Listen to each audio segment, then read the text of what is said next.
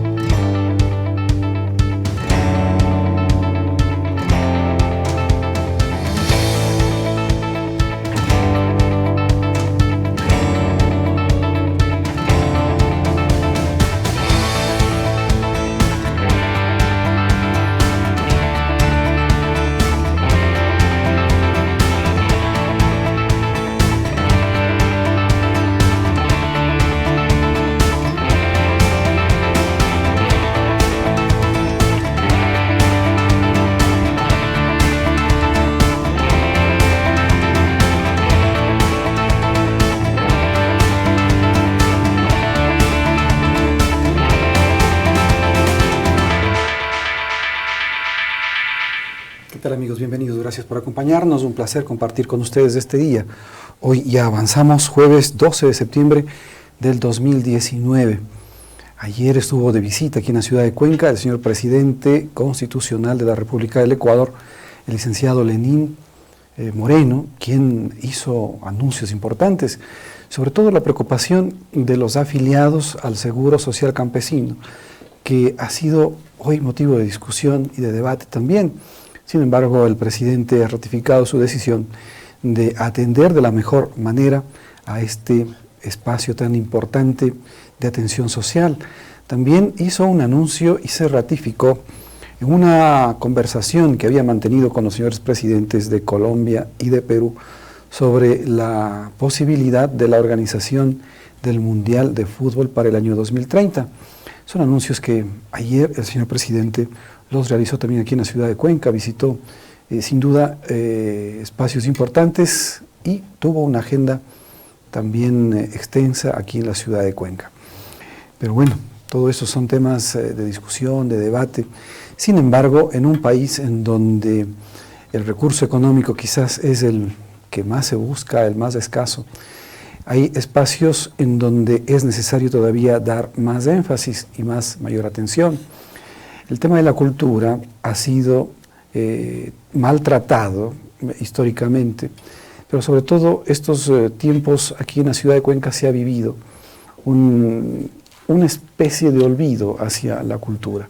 El tema de educación es otro de los elementos también fundamentales de la sociedad y que merecen atención.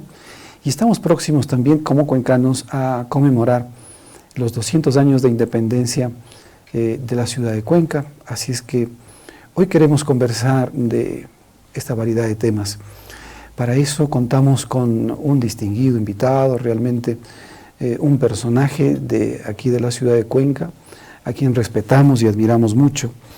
A él le hemos escuchado la frase: la educación es uno de los ámbitos que más sufre las consecuencias del pago de la deuda externa. Es doctor en historia, docente universitario con una amplia trayectoria académica, ha sido rector de la Universidad de la SUAY, también ha sido decano de la Facultad de Filosofía, Letras y Humanidades, exministro de Educación, un gran conocedor de la realidad educativa del país, pero sin duda un caballero y una persona a quien muchos apreciamos, admiramos y nos sentimos orgullosos de conocerlo y de tenerlo con nosotros. Sobre todo el día de hoy nos sentimos muy halagados con su visita, con su presencia, agradecidos por compartir con nosotros este día. Se trata del doctor Mario Jaramillo Paredes, a quien le doy la más cordial bienvenida. Bienvenido, doctor, un gusto tenerlo acá. ¿Cómo está usted? Muchas gracias, un cordial saludo a usted, al canal de televisión y a quienes nos ven y nos escuchan a través de estas ondas. Siempre es oportunidad propicia el poder conversar sobre temas de cultura, sobre temas de educación, que como bien decía usted, son generalmente relegados, son generalmente dejados en un segundo o tercer plano en las políticas públicas, tanto nacionales como locales. Ahora, realmente la educación siempre ha sido ese ámbito en donde no se le da la atención necesaria. Sufre los sacrificios cuando hay que hacer recortes presupuestarios, sufre una inadecuada atención. Se ha dicho y se anunció públicamente que se ha hecho esfuerzos muy grandes con construcciones, con edificaciones gigantes a nivel del sector rural, a nivel también de las cabeceras cantonales, pensando que con infraestructura se puede atender el tema de educación. ¿Es realmente así? ¿Cómo se debe manejar el tema de la educación en el país? Un primer punto que vale siempre la pena mencionarlo es aquel de que lamentablemente, como decíamos hace un momento, la educación y la cultura son los campos que primero sufren las consecuencias de una crisis económica. Y generalmente nuestros gobiernos nacionales y seccionales justifican su falta de atención a esos dos campos, alegando que existen problemas económicos y que existe una crisis. En segundo lugar, durante los últimos años y particularmente en el régimen anterior hubo una fuerte inversión en educación. Sería absurdo negar esa realidad, pero fue una inversión muy mal hecha y hoy es posible demostrarlo y es posible hacer una evaluación. Fue una inversión mal hecha porque se utilizó fundamentalmente los recursos en grandes obras físicas en las escuelas del milenio, algunas de ellas muy bienvenidas, pero otras, en palabras del propio vicepresidente de aquel entonces y hoy presidente de la República, en palabras de él, verdaderos elefantes blancos. Algunos están abandonados, esos locales están deteriorándose en muchos casos y no solucionaron el problema de fondo, que es el problema de la calidad de la educación. ¿Por qué digo que no se priorizó los gastos y no se hizo una inversión correcta? Porque la primera inversión que debió haberse hecho y que sigue siendo pendiente en el país y sigue estando pendiente es la inversión en mejorar la calidad de los docentes, en perfeccionar, en actualizar, en mantener una constante renovación de sus conocimientos, de sus métodos y de sus sistemas. Sin un mejoramiento de la calidad de los docentes es muy difícil mejorar la calidad de la educación. De manera que sí, hubo una inversión pública importante, una inversión desde luego no exenta de corrupción. Hoy sabemos que muchos de esos locales se hicieron con sobreprecios, se hicieron en condiciones onerosas para el país, pero se hizo una inversión. No se invirtió, sin embargo, creo yo, correctamente.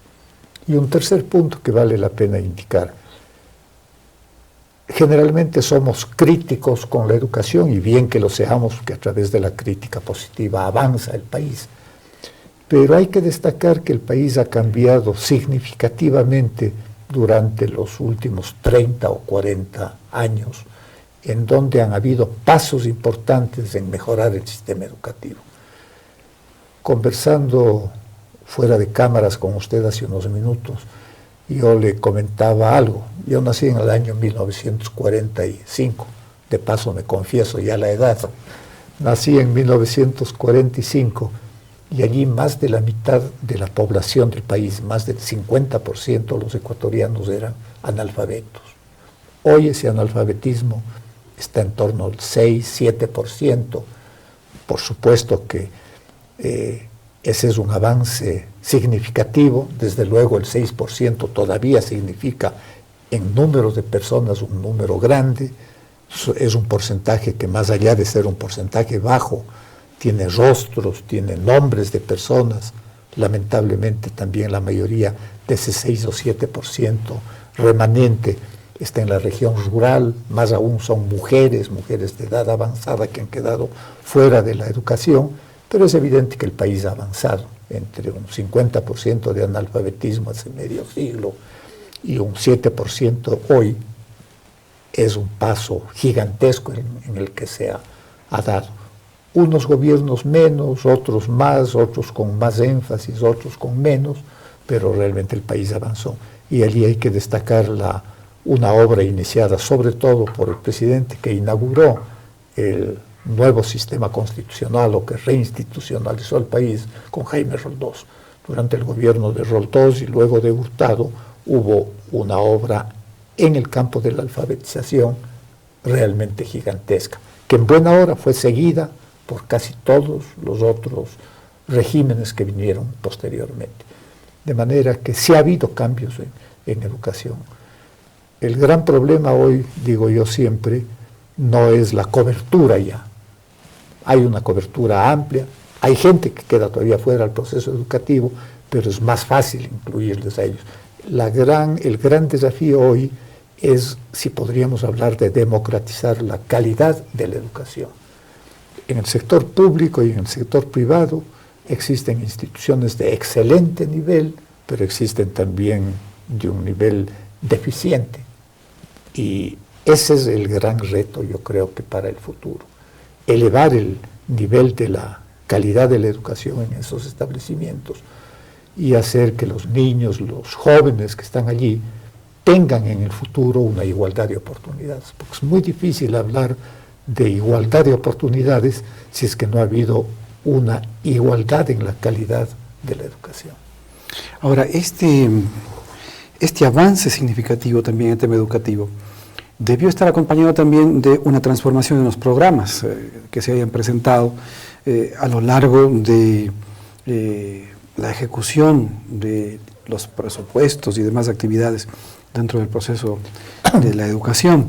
¿Cómo han avanzado estos proyectos educativos en el país, los programas, la currícula?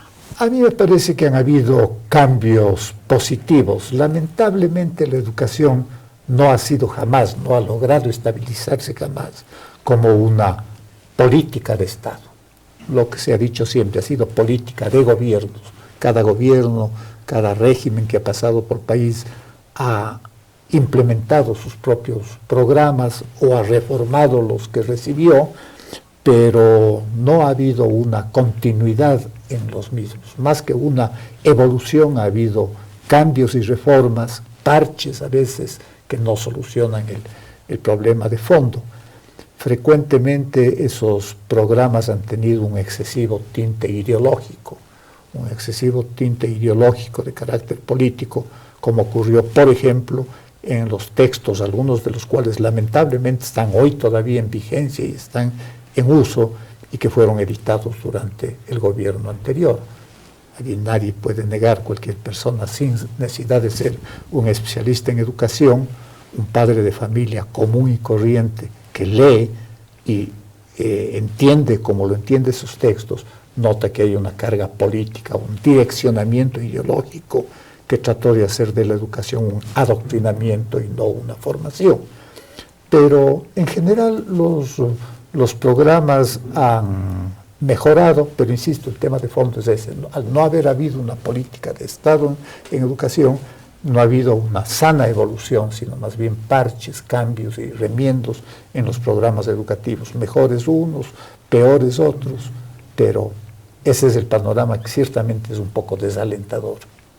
Ahora, muchas veces se han hecho anuncios por autoridades seccionales y a nivel nacional también, de que se ha logrado eliminar la falta de alfabetización, el analfabetismo en el país, en la región, en la provincia. ¿Qué tan ciertos han sido esos anuncios? No, recordemos un poco, en el gobierno anterior, no es que me refiera insistentemente a él porque sí, pero es la experiencia última que hemos tenido. En el gobierno anterior, uno de los ministros de Educación declaró que estaba abolido el analfabetismo, que había desaparecido el analfabetismo, y la misma UNESCO salió después a rebatir discretamente esa aseveración y a decir que el Ecuador efectivamente había dado pasos importantes durante los 30 o 40 últimos años, pero que todavía no se podía, de acuerdo a los parámetros de la UNESCO, hablar de una eliminación. Igual ocurrió en la provincia. En la provincia hay analfabetismo, pero hay un analfabetismo que hay que destacarlo, es un analfabetismo remanente, como se lo llama, un analfabetismo al que es muy difícil superar, porque como decíamos hace un momento, es un analfabetismo que está sobre todo en las zonas rurales más alejadas, afecta sobre todo a las mujeres de mayor edad en las zonas rurales, es decir, grupos humanos a los que el Estado muy difícilmente llega, y grupos humanos en muchos casos, sobre todo en la Amazonía, a los que hay que destacar, más que el Estado ha llegado la Iglesia a través de sus misiones y a través de sus establecimientos. En la sierra y en la región costanera no se ha dado esa acción positiva de la Iglesia, que se ha dedicado más en la zona, insisto, amazónica, de manera que en la sierra y en la costa hay todavía amplias zonas rurales con grupos humanos que quedaron fuera de la alfabetización. Ahora, hubo cierre de escuelas también en el sector rural. Por miles se contaba las escuelas que fueron cerradas, alegando de que pues eran escuelas unidocentes, de que eran escuelas que no tenían la calidad de infraestructura necesaria, de que pues era necesario y era importante transformar ese pensamiento, sobre todo tener una sola escuela buena a donde los estudiantes del sector rural puedan asistir. Pero se descuidó el tema de que la idiosincrasia nuestra es un poco diferente. A veces tenemos un poco de recelo a temas a espacios demasiadamente elegantes, a espacios que están lejos de mi zona de residencia. Ya empiezo a tener ciertas dudas y sobre todo miedos, ¿no? ¿Cómo entender ese elemento que sin duda también colaboró a que fracase ese proyecto de las escuelas del milenio? Se comenzó haciendo una propaganda de crítica muy dura, de una crítica injusta contra el sistema de escuelas unidocentes, el sistema de escuelas rurales o comunitarias, según el caso, y se dijo que eran indignas para los niños, para las niñas que asistían a esas escuelas. Ciertamente son escuelitas frecuentemente en locales vetustos, en locales que no tenían, y en algunos casos siguen sin tener las condiciones mínimas, pero eran centros educativos que cumplían una labor enorme dentro de esas comunidades alejadas. La figura del profesor dentro de esas comunidades y de esas escuelas unidocentes no era solamente el de quien transmite conocimientos y ayuda a formar a los niños, era un líder de la comunidad, frecuentemente era un portavoz de sus necesidades. En las comunidades rurales, no hay que olvidarlo, el párroco y el profesor son personas, autoridades. Y son personas totalmente positivas en la enorme mayoría de los casos, a cuyo cargo ha estado la solución de problemas, o por lo menos la de demandar la solución de esos problemas. Se dijo que, y se hizo una mala propaganda, que como un profesor podía estar con 100 o 200 estudiantes, pero las escuelas unidocentes no eran esas. Las escuelas unidocentes eran escuelas para pequeñas comunidades de 30, 40, 50 niños, ciertamente a los que el profesor atendía en forma diversificada cada hora del día, pero era una alternativa válida, y no solamente en el Ecuador. En Colombia hay ejemplos de la escuela moderna, como se lo llama, que están dentro de Salín y que han sido premiados inclusive por la UNESCO, porque son respuestas acertadas a realidades sociales propias de cada uno de sus países. Una escuela unidocente en un centro urbano, Cuenca, Quito, Guayaquil, Ambato, etcétera, sería ilógico, pero una escuela unidocente en zonas rurales, en donde a esa escuelita acuden de niños de los alrededores, es la solución acertada que se dio. Eso desapareció, ¿y qué ocurrió? Los datos de los que disponemos muestran que hubo un abandono bastante significativo de sus niños. Tenían que ir a las unidades del milenio, ubicadas a veces a muchísimos kilómetros, no se les dio, porque además era difícil, las facilidades para que se transporten allá, y finalmente los padres de familia terminaron retirando a sus niños de esas escuelas y manteniéndolos en casa, haciéndolos trabajar. Yo tuve la oportunidad de ir hace pocos días a a Guayaquil por tierra y veo con gusto cómo se han reabierto algunas de esas escuelas unidocentes y los niños están nuevamente asistiendo. Las escuelas del milenio, sí, fueron grandes edificios, a veces vacíos, pero que en muchos casos fracasaron en este sentido. Ahora, escuchándolo, sobre todo contar este tema del profesor que conocía a sus estudiantes, se dice mucho de que es fundamental y es muy útil cuando el mismo profesor conoce al estudiante de cada uno de los niveles y sabe de qué adolece, cuáles son sus problemas, qué inconvenientes ha tenido en su casa, en su familia, por qué él suele llegar tarde, por qué tiene tal o cual condición de salud. Bueno, es algo más bien positivo el tema del profesor unidocente. Y muchas veces se dice, debería ser el mismo profesor que toma al estudiante al inicio y con él debe ir avanzando hasta terminarlo en la educación básica, ¿no? Como que debería ser, se conversa de eso. ¿Es así? ¿Puede ser así? Es el tutor antiguo, que no solamente, insisto, es el profesor que enseña primeras letras o aplica los programas que los ministerios tienen, sino es un tutor que le guía al niño, se convierte en un consejero de él, en un guía, y lo que es más importante, no solamente del niño, sino de la comunidad. El papel de las escuelas unidocentes y de los profesores que trabajaron en las escuelas unidocentes es un papel todavía no bien valorado, no lo suficientemente valorado por el país. Gente sacrificada que vivía a muchas horas a veces de las vías de comunicación, que tenían que residir allí y en algunos casos lo siguen haciendo todavía. Y se producía una cooperación y una colaboración con la comunidad que era muy sana, que era totalmente positiva. La comunidad le brindaba vivienda, le ayudaba con el alimento, porque le veía como a uno más de sus miembros y como uno más de sus miembros que tenía un papel de mucha importancia en la comunidad.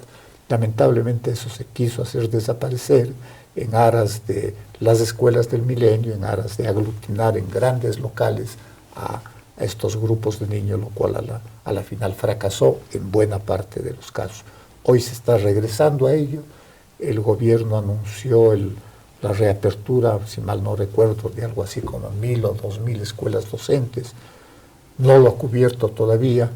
Lamentablemente el ministro Luna, que fue quien impulsó este proyecto, salió del ministerio. Entiendo que la actual ministra sigue apoyando, pero no se ha logrado todavía los resultados necesarios. Sin embargo, hay muchas escuelitas unidocentes, rurales, que están ya funcionando, y eso es bueno para comunidades abandonadas, que no están en la mira de los políticos, que no cuentan en los cálculos electorales, porque son pequeñas no hay votos, claro. Pero que son seres humanos que tienen exactamente el mismo derecho que todos nosotros, y yo diría tienen más derecho todavía, porque han sido más marginados y más abandonados por el Estado. Ahora, ¿cómo avanzar en educación en un país que tiene serios contratiempos económicos? ¿Cuál sería ese camino?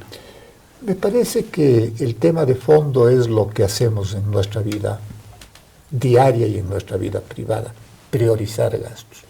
Priorizar gastos en educación, que no necesariamente son gastos en construcciones. Es interesante y siempre es muy gratificante para los gobiernos inaugurar escuelas, inaugurar locales, pero a veces en los locales y en las escuelas no está la calidad de la educación. La calidad de la educación está en el mejoramiento continuo de los docentes, en ofrecerles condiciones de vida que hagan, que quieran cada vez más a su trabajo, que se comprometan más con ello. La calidad no tiene que ver necesariamente con locales. Ciertamente los locales son un elemento básico, pero no es lo fundamental para la calidad de la educación. Priorizar gastos, reduciendo gastos burocráticos. Todos recordamos que el Ministerio de Educación, hasta comienzos de la década pasada, fue siempre un ministerio de educación, cultura y deportes. ¿Y qué hacía el ministro? El ministro lo que hacía era generalmente encargarse de la parte de educación y tenía subsecretarios en el área de cultura y un subsecretario en el área de deportes.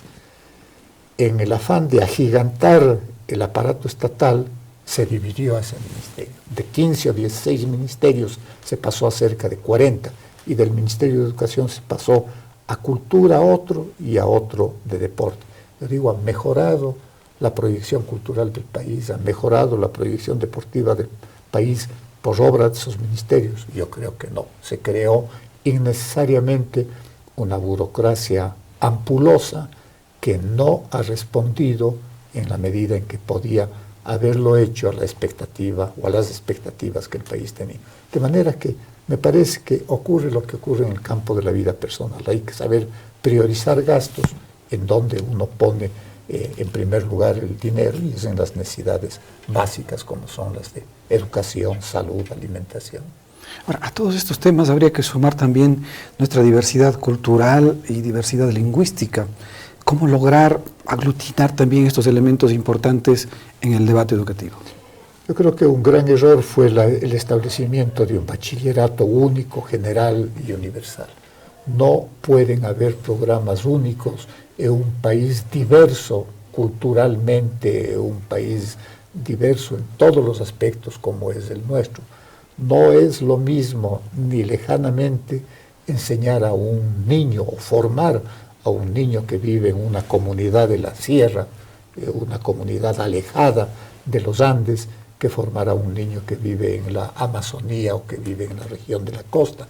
Son visiones o cosmovisiones totalmente diferentes las que tienen esos niños. Son necesidades totalmente distintas y no se les puede dar una misma formación. Hubo una época en que los programas educativos en el país tenían un alto componente local. Se dejaba a criterio de la comunidad, por supuesto a través del profesor, un porcentaje importante de elementos que debían ser parte constitutiva del plan, elementos que formaban o que eran una respuesta a las necesidades de esa comunidad. Lamentablemente, en el afán de centralizar, de verticalizar todo el proceso, se eliminaron la mayoría de esos ingredientes, y hoy es una educación que prácticamente da igual para un niño de un gran centro urbano que de una región alejada del sector rural. Y eso genera estas distorsiones, problemas, ¿no? No hay distorsiones y respuestas negativas, porque son programas hechos generalmente pensando en el niño urbano, en las necesidades urbanas, mientras que los niños de las zonas rurales se encuentran ante programas, ante textos y ante realidades que para ellos son inimaginables, simplemente porque no las han vivido ni están dentro de sus desafíos diarios, de sus necesidades cotidianas. Ahora, hay otro elemento también que tiene que entrar en discusión, y es el hecho de que es indispensable, imperioso generar algún nexo, alguna relación entre el sistema educativo y el sistema productivo del país, porque los dos deben estar complementados. Muchas veces hemos visto que hay cierto distanciamiento y se le ve al sistema productivo como el enemigo del tema educativo. ¿Cómo lograr generar ese nexo a fin de que haya esa sinergia positiva y se avance favorablemente? A mí me parece que en los últimos años, afortunadamente, hay algunas buenas experiencias de colaboración entre el sector educativo y el sector productivo. Yo conozco aquí en Cuenca, para no ir más lejos, casos importantes de organismos que a veces trabajan fuera de la propaganda, fuera de la promoción, fuera de la espectacularidad, pero que día a día están trabajando, tratando de buscar una relación entre el sector productivo y el sector educativo. Uno de esos programas está aplicándose, por ejemplo, en estos días que yo conozca en la Universidad de Cuenca, entre otras universidades, es probable que se lo dé en otras, pero es el viejo programa de educación y trabajo de estudiantes universitarios, por ejemplo, pues que son tomados en cuenta dentro del sector productivo, que realizan sus prácticas, que trabajan en forma más intensiva allí. En las escuelas y en los colegios, hay que reconocer, es uno de las carencias y de los defectos que ha habido en lograr esa mayor implicación y esa mayor relación. Sin duda, algo que debe acercar mucho. Ahora, quizás estos bachilleratos técnicos puede ser un camino a generar ese nexo. El bachillerato técnico, desde mi punto de vista, es un tema totalmente positivo que debe mantenerse y debe reforzarse en el país. Y hay que hacer justicia con el sistema educativo y con los colegios técnicos. No es que hayan fallado en ese sistema. Lamentablemente hay una falla también de la sociedad.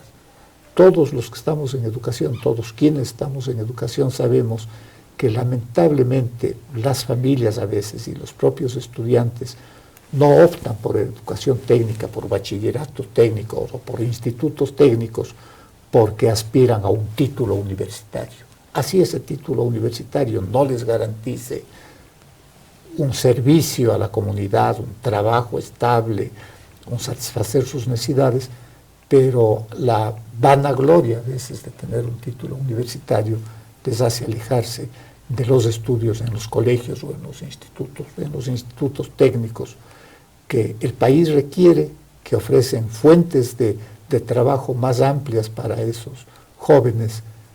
Allí hay que hacer un cambio en la mentalidad realmente de la gente. Ahora, hemos avanzado ya entonces hacia los institutos de educación superior, las universidades y sobre todo estos nuevos institutos tecnológicos y técnicos que en un primer momento generaban una oportunidad, se decía, debe ser los espacios de mayor atracción para quienes salgan ya con su bachillerato, a fin de que puedan en el menor tiempo posible obtener un título que les acredite con capacidades y habilidades para ejercer tal o cual actividad. Pero se le entendió a este tema de los institutos técnicos y tecnológicos como algo intermedio. Y todos aspiran a tener un título profesional final. Entonces le apuntan al derecho, le apuntan a la medicina, le apuntan a la economía, le apuntan a la administración, a las ciencias del suelo, de la tierra, bueno, al ambiente, pero no le apuntan a este elemento que se lo ha catalogado como intermedio. En ese esfuerzo se ha reconocido ya al título del Instituto Tecnológico y Técnico como de tercer nivel. ¿Es positivo esto? ¿Cómo entender cómo está la realidad de las instituciones educativas superiores en el país? Yo creo que es un paso completamente positivo el que se dio hace poco tiempo de reconocer el tercer nivel de los títulos técnicos. Y el haber quitado a las instituciones de educación superior la capacidad de brindar esa formación y por supuesto de conceder esos títulos fue parte del ataque sistemático que hubo a las universidades y del deseo ferviente que hubo de irles restando autoridad y ámbito de acción. Durante los años anteriores las universidades estuvieron prohibidas prácticamente de dar esa educación, esa formación y de impartir sus títulos. Lo que se acaba de hacer hace poco tiempo de devolverles la calidad de un título de tercer nivel es un paso positivo cuyos resultados empiezan a verse ya y se verán cada vez más en el futuro. La educación y el país requieren cada vez más de esa educación técnica, pero sin que el Estado le diga al joven, al estudiante, al aspirante a la educación superior, qué es lo que debe estudiar, qué es lo que lamentablemente ocurrió en los años anteriores, cuando a través de las pruebas de ingreso, de los sistemas de admisión, se quiso obligar a los jóvenes a seguir determinadas carreras que eran positivas o eran necesarias según la visión del Estado. Hay que tomar en cuenta que en el fondo está la libertad del ser humano y esa libertad no puede ser menoscabada, no puede ser mermada en ninguna instancia y menos en la decisión que el joven tome de estudiar lo que quiere estudiar, así se equivoque en esa decisión. Yo tenía frecuentemente padres de familia, personas que se preocupaban porque sus hijos habían empezado a cursar una carrera determinada en cualquiera de las universidades de la ciudad o del país y al poco tiempo habían caído en cuenta que no les gustaba y querían cambiar de carrera. Yo les decía, hay que apoyarles. Los jóvenes tienen derecho a equivocarse, tienen derecho a decir, yo pensé que esta era carrera, este era mi futuro, y el momento en que entran en una universidad y ven que no les gusta, pues o que no tienen aptitudes para esa carrera, tienen todo el derecho y hay que apoyarles en que cambien a otra carrera en la que ellos puedan realizarse y en la que puedan servir al país y a la sociedad. Ahora, Cuenca ha avanzado también mucho en el tema de la educación superior. Las universidades también son parte fundamental del desarrollo de nuestra zona, de nuestro sector. Se ha considerado también a Cuenca como una ciudad universitaria. Había un proyecto muy importante que se manejaba también, y entiendo que el doctor Jaime Astudillo, ex rector de la Universidad de Cuenca, andaba también muy entusiasta con esta idea. ¿Cómo se puede avanzar en ese tema de Cuenca ciudad universitaria? Bueno, déjeme decirle primero que una de las grandes ventajas que ha tenido Cuenca y uno de los elementos que ha potenciado su situación especial dentro del país es el haber sido una ciudad universitaria desde tiempos tempranos, junto con la Universidad Central, cuyos orígenes están en la colonia. La Universidad de Cuenca y la Universidad de Guayaquil se fundaron en el último cuarto del siglo XIX, 1876, si mal no recuerdo, y desde allí Cuenca fue una ciudad universitaria. También en esa época apareció la Universidad de Loja, pero la Universidad de Loja desapareció al poco tiempo y volvió a resurgir solamente a mediados del siglo pasado. ¿Por qué menciono esto? Porque la juventud de Cuenca es una juventud que desde el último cuarto del siglo XIX pudo encontrar una manera de formarse a nivel superior aquí en la ciudad, sin tener que ir a otra ciudad. El ir a otra ciudad significaba y sigue significando gastos muy fuertes, problemas de toda índole, de tipo familiar, etcétera. Y el que existan universidades acá, yo creo que es lo que impidió que haya la migración de jóvenes que hubo en otras ciudades. Todos conocemos en el país ciudades en que los jóvenes migraron masivamente, los jóvenes que tenían posibilidades económicas, a Quito, a Guayaquil o a Cuenca, porque eran las únicas ciudades en donde podían estudiar. Hay que recordar que hasta el año 1945, que se crea la Universidad Católica de Quito, en el país no habían más que las 3 universidades, Quito, Guayaquil, Cuenca y la Politécnica en Quito, que se había fundado en la época de García Moreno. Quien quería estudiar universidad, pues tenía que ir a una de esas ciudades y eso significaba problemas serios. De manera que yo digo, Cuenca ha sido una ciudad universitaria. Jaime Astudillo, con todo acierto, quiso retomar ese programa, quiso convertirle a la ciudad en algo que ya es decir, en una ciudad universitaria. Lamentablemente no hubo el apoyo del contexto general de la ciudad, del país, pero más allá de haberse logrado ¿no? ese título formal y ese reconocimiento, Cuenca es reconocida en el país como una ciudad universitaria, como una ciudad con calidad y con una amplia cobertura en el sistema educativo. Ahora, los rectores tienen una gran oportunidad ahora, ¿no? Son parte de un equipo selecto de distinguidas personalidades de aquí de la ciudad de Cuenca, que están pendientes o tienen la misión de generar un espacio de debate, de discusión, de propuestas para este proceso histórico que se avecina. Los 200 años de independencia de la ciudad de Cuenca, el bicentenario independentista de la ciudad, que se espera realizar ya muy pronto, en el 2020, noviembre del 2020. Así es. Permítame decirle, sí, a propósito de eso, yo vi con enorme agrado, como creo que toda la ciudad lo vio, con mucha satisfacción, la noticia de hace pocos días de cómo ante un muy justo reclamo de los estudiantes de las facultades de medicina, los rectores de las 3 universidades que tienen facultades de medicina en la ciudad de Cuenca, el rector de la Universidad Católica, el rector de la Universidad de la SUAY, el rector de la Universidad de Cuenca, aunando esfuerzos, consiguieron que el gobierno devuelva los derechos que habían sido quitados a esos estudiantes y a quienes van a ser médicos. Esa es una muestra de lo que pueden hacer y lo que deben seguir haciendo las universidades cuando, dejando de lado sanas diferencias, se unen para un fin común, para un bien común como fuese.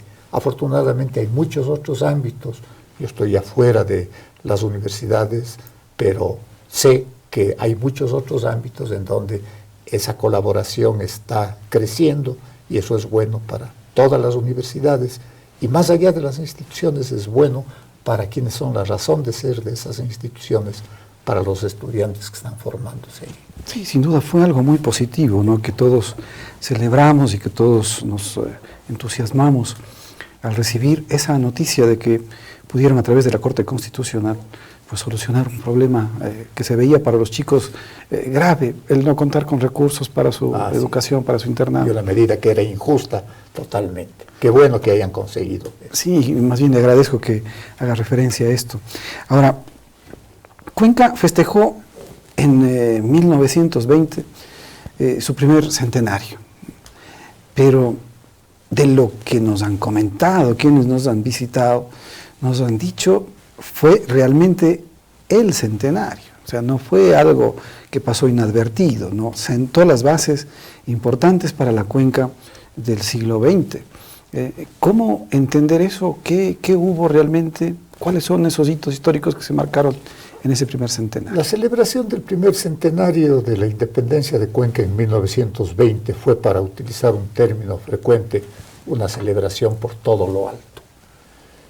Y fue una celebración por todo lo alto, no solamente en actos sociales, en recreación, sino en obras y en hechos que ciertamente le pusieron a Cuenca en el camino de la modernidad. Alguien solía decir que la modernidad en Cuenca comienza en 1920, cuando llegó el primer avión piloteado por Elia Liud. Y aunque sea una referencia simbólica, los símbolos tienen enorme valor para el ser humano individualmente y para la comunidad. Aunque sea un símbolo, ciertamente Cuenca se empezó a abrir al mundo en aquellos años iniciales del siglo XX. Yo siempre suelo mencionar, por ejemplo, que en el año 1904 llegó a Cuenca la segunda misión geodésica, una misión geodésica en la que habían personajes de la talla de Paul Rivet. Paul Rivet era un científico mundialmente conocido en aquella época, era el autor de la teoría más sólida que se había hecho sobre el origen del hombre americano, justamente a través de su libro, Los orígenes del hombre americano. Era el creador del Museo del Hombre en París, el primer gran museo, diría yo, de antropología, del cual él fue su creador, director y director vitalicio. A Cuenca no han llegado generalmente personas de ese nivel deslumbrante. Han habido algunos, sí, pero uno de ellos, Paul Rivet, llegó en el año 1904. En 1912 circuló por las calles de Cuenca el primer automóvil, un automóvil traído por Federico Malo, traído a lomo de mula y traído por guandos, por indígenas que lo trajeron por la vía de El Cajas. Imaginémonos solamente la odisea que debió haber sido trasladarlo ese vehículo acá. Un vehículo que andaba, lo que yo suelo decir, a la espeluznante velocidad de 30 kilómetros por hora en aquella época. Pero dejando de lado lo del vehículo y lo de su significado, empezaron a llegar, como empezaron a llegar a Quito y a Guayaquil también, otros vehículos, y eso hizo que Cuenca mejore. Por ejemplo, mejoren sus vías. Las calles y las avenidas de Cuenca empezaron a mejorar por la presión de que los carros tenían por allí que circular. No habían mejorado cuando la gente tenía que caminar o cuando tenía que hacerlo a través de acémilas. Empezó a mejorar esa vialidad cuando las calles requirieron ser mejores, más planas y regulares para que los vehículos pasen. Y empezó a surgir algo que Cuenca no tenía y que está en función del ser humano. Empezaron a surgir las primeras veredas. Antes no era necesario una vereda. gente caminaba por la calle ante la ausencia de vehículos. Con vehículos fue necesario la creación de veredas. En esos mismos años y un poco después empezaron a cerrarse las acequias que corrían por la ciudad y que recogían la basura, los desechos de las casas. Obviamente hubo que cerrar ello y ello fue un gigantesco paso en bien de la salubridad y en bien de la ciudad.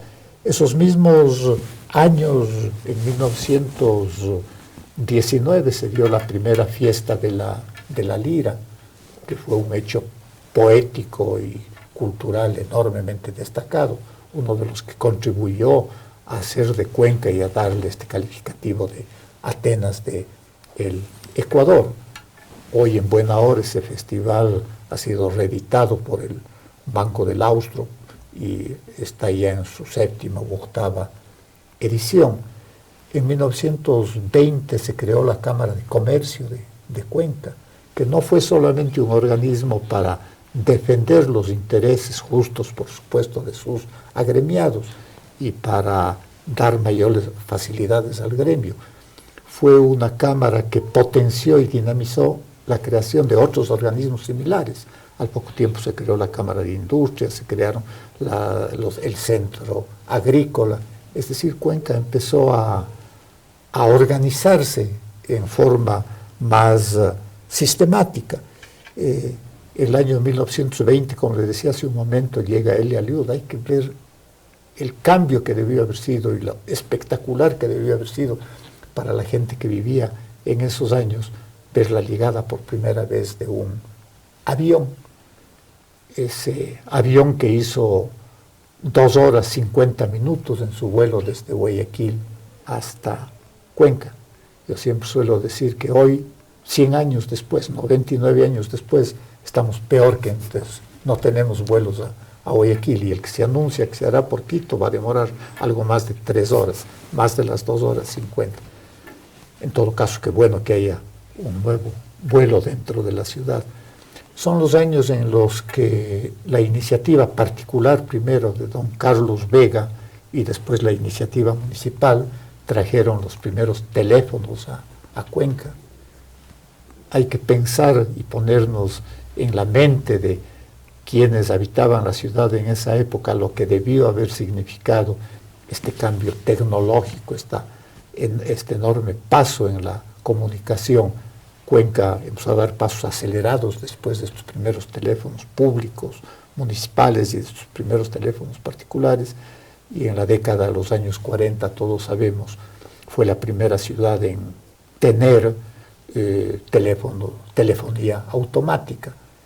Esos fueron cambios espectaculares que se vieron en torno de los años 20, cuando se celebró el primer centenario de la independencia. Las obras físicas no fueron mayores. Hubo el puente del centenario, hubo un comité para hacer el monumento a Don Calderón, que hoy está en la Plaza Central. Lamentablemente los fondos nunca llegaron para ese monumento, y si mal no recuerdo fue erigido 7 u 8 años después del centenario. Hoy Cuenca tiene que demandar obras, además de celebrar por lo alto los 200 años, y de hacerlo a través de una actividad cultural, por supuesto deportiva, social amplia.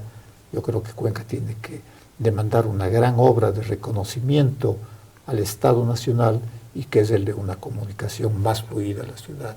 Vías que sean dignas del sur del país, que comuniquen razonablemente con Guayaquil, con Loja, con el norte, que haya una mayor comunicación con el resto del país. Pero insisto, el primer centenario fue una época en la que Cuenca sufrió cambios realmente espectaculares en su vida cotidiana, en la vida individual y en la vida comunitaria. Pero realmente son cambios trascendentales, ¿no? De no tener luz eléctrica a tener luz eléctrica, de no tener sistemas de comunicación a tener comunicación telefónicamente, de no tener cómo moverse a tener vehículos, de no tener cómo salir de la ciudad si no es a lomo de mula hacia Guayaquil o hacia Quito a tener un avión. O sea, realmente es un cambio tremendo lo que se dio. Igualar eso o mejorarlo, lo veo algo complicado. Pero yo creo que siempre es bueno una sana emulación, ¿no? Y si recuerdo esos datos es porque creo que estamos en la obligación de, con motivo del segundo centenario, alcanzar cosas que Cuenca necesita urgentemente en el tiempo actual, y que es sobre todo su mayor conectividad con el resto del país. Hubo cosas curiosas e interesantes, permítame decirlo aquí. Por ejemplo, hasta la primera planta eléctrica, hasta que se instaló la primera planta eléctrica en 1914, había una ordenanza municipal, por supuesto, como toda ordenanza, que mandaba que los ciudadanos prendan un candil en la entrada de sus casas las 14 o 18 noches más oscuras del mes. Era una forma de comunitariamente contribuir a que la ciudad esté iluminada y sobre todo la seguridad. Una mínima seguridad. Obviamente con la llegada de la empresa eléctrica o de la planta eléctrica, esa ordenanza quedó obsoleta, ya no tenía razón de ser, porque empezó a haber poco a poco alumbrado público. Pero a los pocos años hubo un pedido de un grupo de poetas de Cuenca y se aprobó en el municipio que se obligue a la empresa eléctrica a apagar la iluminación pública las noches de luna llena, porque si había luna llena no se necesitaba iluminar, y además como los poetas iban a hacer versos sin ver a la luna llena porque había luz eléctrica. Sí, todas esas son cosas que marcaron una época importante de Cuenca y que, como decía hace un momento, hicieron que la ciudad entre en la modernidad. Hoy nos toca entrar en un nuevo tipo de modernidad a través de este bicentenario. Ahora, Cuenca también tiene espacios importantes. Nos ha hablado ya del Parque Central, en donde está el héroe, pues, ¿no? Abdón Calderón. Sin embargo, hay otros sitios también que guardan una cantidad de historia. Los años están allí.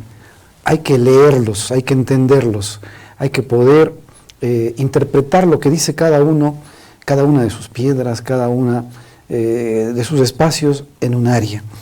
Esta área precisamente hace relación al sitio arqueológico de Todos Santos. Muchas veces pasamos por allí y no lo vemos siquiera, pasa desapercibido. ¿Qué podemos decir de ese espacio tan importante de la ciudad? Todos Santos es un sitio fundamental en la historia y en la imagen de la ciudad, lamentablemente poco conocido. Los niños de las escuelas han empezado a acudir cada vez más llevados por sus profesores, y eso es bueno. Este pequeño sitio arqueológico de Todos Santos, que fue descubierto en los años 70, en donde se empezaron las excavaciones, es un sitio que tiene el privilegio que no tiene casi ninguna otra ciudad, yo diría en el mundo, de mantener en menos de 1000, 2000 metros cuadrados casi 2000 años de historia. Si visualizamos un poco ese sitio en la parte alta que da hacia la calle Larga, hay un muro de piedra blanca, de piedra caliza. Ese muro de piedra caliza, de piedra blanca, son restos de la cultura cañari, es decir, de la ocupación de la Huapondeli Cañari, de la ciudad, del asentamiento cañari que había en el valle de Tomebamba. La ciudad de Huayna Cápac. Época. En la parte baja, en cambio, están unas hornacinas con su típica forma trapezoidal, que son los restos del Palacio de Pumapungo, hecho por Huayna Cápac. Es decir, tenemos una muestra de la ocupación cañari, con lo cual nos estamos montando a más de 1000 años de antigüedad. Tenemos la ocupación cañari, que en lo que actualmente es, la ocupación inca, que en lo que actualmente es Cuenca se dio hacia 1475, la conquista incásica del norte del Tahuantinsuyo, del Chinchasuyo, fue en el último cuarto del siglo XV. Esos muros son parte del Palacio de Pumapungo, de toda la ciudad de Tomebamba, que tenía como centro el Palacio de Pumapungo. muy poco visible, a menos que uno se fije con detenimiento en la subida que bordea hacia el oriente, al sitio de Pumapungo, de Todos Santos. Hay unas huellas de una casa. Las huellas de esa casa o los cimientos de esa casa son la casa que mandó a construir el encomendero Rodrigo Núñez de Bonilla antes de la fundación de la ciudad de Cuenca, antes de 1557. Esos restos de esa habitación o de esa casa son en donde él se instaló, en donde después, cuando se funda la ciudad, empezará a instalar sus molinos de maíz, molinos de trigo. Y, por supuesto, después están ya los restos de la cuenca hispánica fundada en 1557.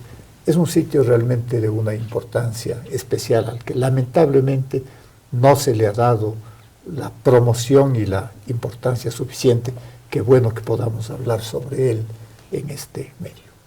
Ahora, muchos turistas van allá, se ha convertido en un espacio turístico también. Muchas veces la gente dice, pero yo no sé qué van a ver, yo no sé qué van a ver. Es un espacio que está ahí abandonado, al parecer, porque falta más atención. Falta atención, así es. Eso estuvo a cargo, hasta lo que yo recuerdo, de el Museo Manuel Agustín Landívar, que es un museo que ciertamente ha trabajado en forma denodada, pero con muchas limitaciones económicas, como la mayoría de nuestras instituciones culturales. Había un folleto inclusive que explicaba lo que es ese sitio, y los guías turísticos de buen nivel lo explican, pero ciertamente falta una valoración y falta una promoción mayor de ese sitio, como muchos otros en Cuenca que nos hablan de un pasado que es parte fundamental de nuestra identidad, de nuestra vida como comunidad. Ahora, hablar de la cultura cañari es hablar también de una cultura importante, ¿no? Sobre todo ellos valoraban mucho el tema también de la medicina, y se habla de que lograban ciertas cirugías, como hoy la podríamos llamar, para aliviar dolores de cabeza, para aliviar inflamaciones del cerebro. ¿Es así realmente eso? Los pueblos aborígenes de América tuvieron un muy alto nivel de desarrollo. No vamos a hablar hoy, ni hay tiempo para ello, pero los avances en ciencia, en tecnología de muchas de esas culturas, y entre ellas la de los cañaris, son avances que están registrados y que hoy nadie los duda. La cultura cañari fue una cultura ejemplar, por ejemplo, en técnicas cerámicas. Las técnicas cerámicas que utilizaron en sus diferentes etapas son técnicas que hasta hoy son admiradas en el mundo. El nivel de conocimientos científicos que alcanzaron, especialmente en aquellos ámbitos que más interesaban y comprometían su vida diaria. Pueblos que viven a través, sobre todo, de la naturaleza, de su relación con la naturaleza, a través de la agricultura, desarrollaban altos conocimientos sobre los ciclos de la luna, sobre la posición de los astros, no por simple curiosidad, sino porque era fundamental para su subsistencia y para su vida. Yo creo que todos esos son aspectos que hay que seguir destacando y que hay que revalorizarlos, y el Bicentenario es una buena oportunidad para ello.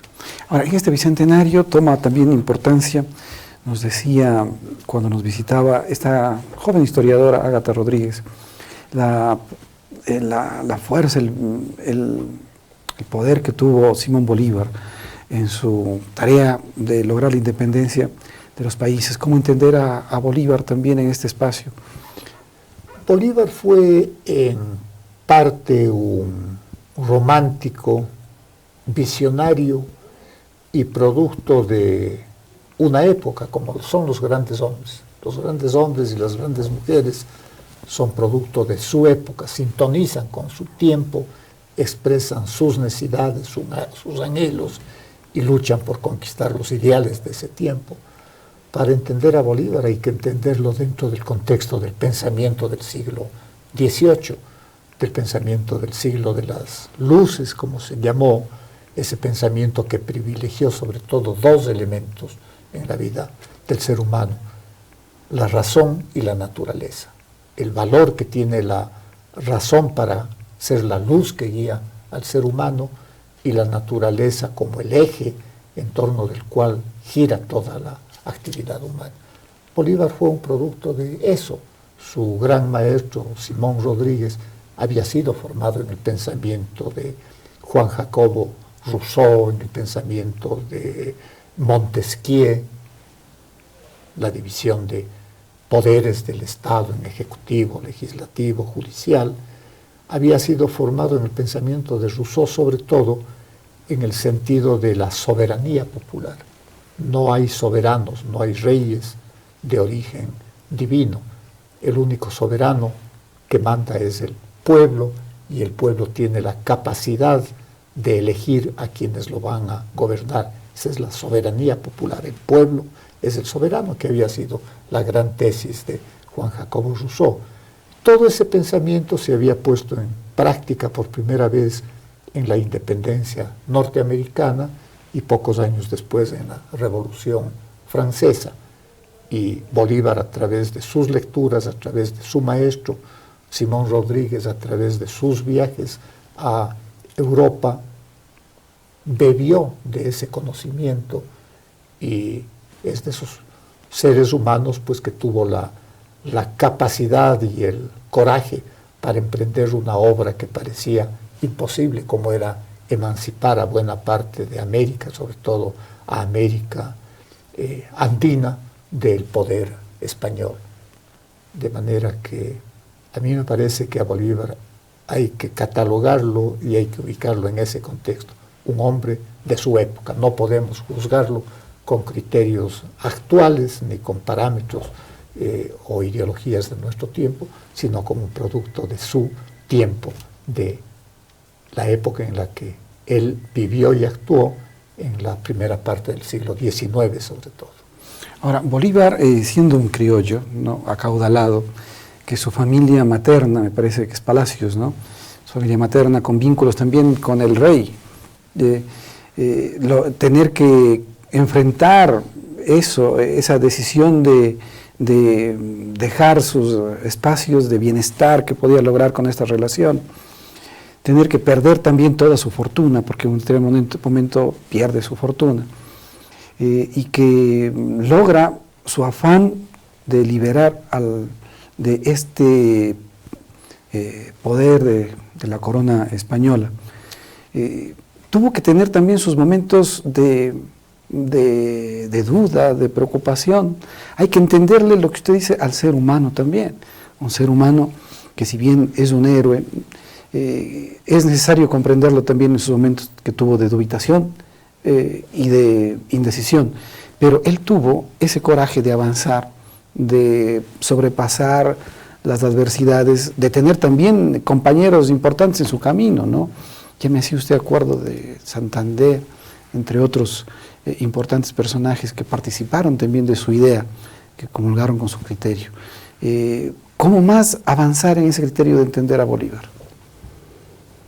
Bolívar fue un hombre que, insisto, además de sintetizar y de ubicarse dentro de su tiempo, logró reunir en torno suyo a un conjunto de seres humanos de extraordinaria capacidad. Algunos de ellos le traicionaron después, visto desde la óptica de El Libertador, lo traicionaron en cuanto el Estado unido que él quería formar, una gran Colombia fuerte y poderosa, terminó distribuyéndose entre muchos de sus caudillos y de sus generales. Flores en el Ecuador, Juan José Flores en el Ecuador, o el general Páez en Venezuela, para no referirnos más que a dos personas. Pero hay que entender que Bolívar pertenecía a una clase social en nombre de la cual luchaba y con la cual coparticipó después del poder. Pedirle a Bolívar que haga una revolución popular o que organice una república democrática es fuera de su tiempo. La revolución de Simón Bolívar no era una revolución democrática, como no lo fue la Revolución Francesa ni la independencia norteamericana.